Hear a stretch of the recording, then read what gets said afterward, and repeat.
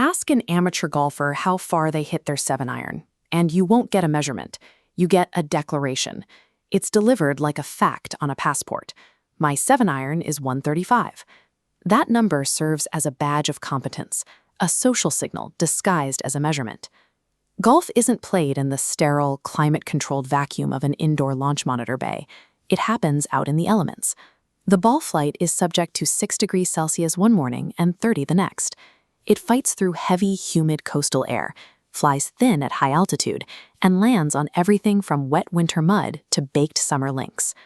The honest answer to how far that club goes is always a moving target, somewhere between 120 and 145 yards, depending entirely on the environment.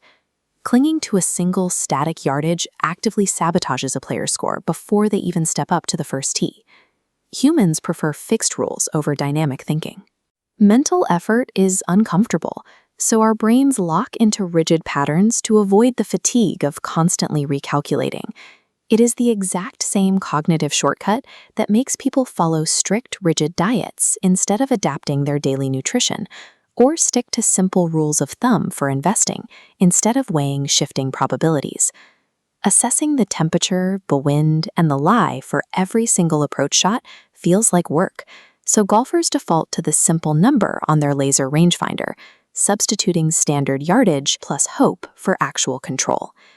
This scatterplot shows the reality of a standard amateur 7-iron dispersion. Instead of a tight, predictable cluster, it is a chaotic cloud spanning a massive 30-meter range.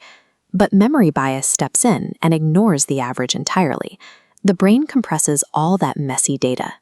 The dozens of average and poor strikes fade entirely, leaving the mind anchored to one isolated, perfect shot hit straight downwind off a flawless lie last summer. When a player claims their 7-iron goes 135, they are actually saying they once hit a good one that went 135. We choose the flatter lie over mathematical reality. Out on the course, raw distance operates as the primary currency for ego and social status in the grill room.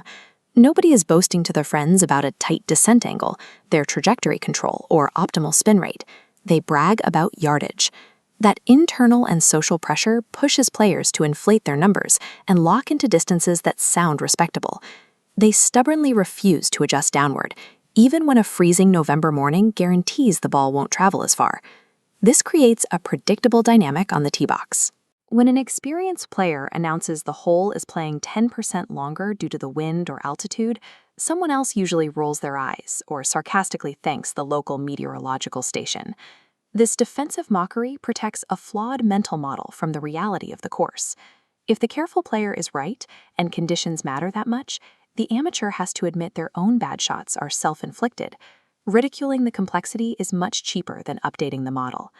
Sticking to an artificial yardage shows up on the scorecard in predictable ways. Players chronically underclub, leaving approach shots short of the green, and they completely fail to adapt when the temperature drops or the wind shifts on the back nine.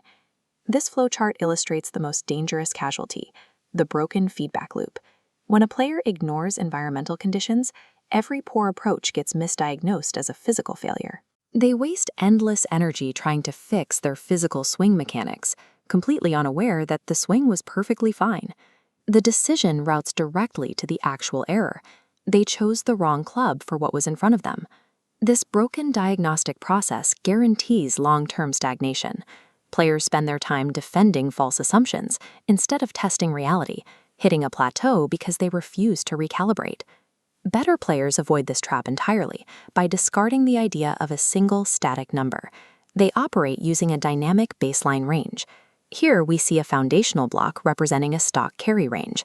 This is the distance the ball travels in perfectly neutral conditions, creating a starting bracket, say 130 to 135 yards. From there, modifiers snap into place. You subtract 5 yards for genuinely cold air, or 10 to 20 for a stiff headwind. You add yardage back for a tailwind or high altitude, shifting the entire predicted landing zone before you ever address the ball.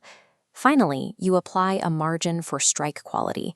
Human execution is inherently imperfect, adding a final layer of variance over the shifted total. None of these numbers are meant to be exact. The power of this model lies in acknowledging variables rather than ignoring them. turning approach shots into a calculated probability matrix. In the quiet moments right before the strike, amateurs and experts are asking themselves two entirely different things. Asking, "How far is my 7-iron?" is the wrong question. It tries to force a chaotic, dynamic environment to conform to a static identity.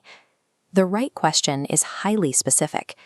How far will this shot, with this strike, in these conditions, actually carry? Adopting this mindset requires dropping the fiction. It means abandoning a flattering, constructed self-image that might have taken years to build. Your 7-iron does not go 135. It carries somewhere in a range.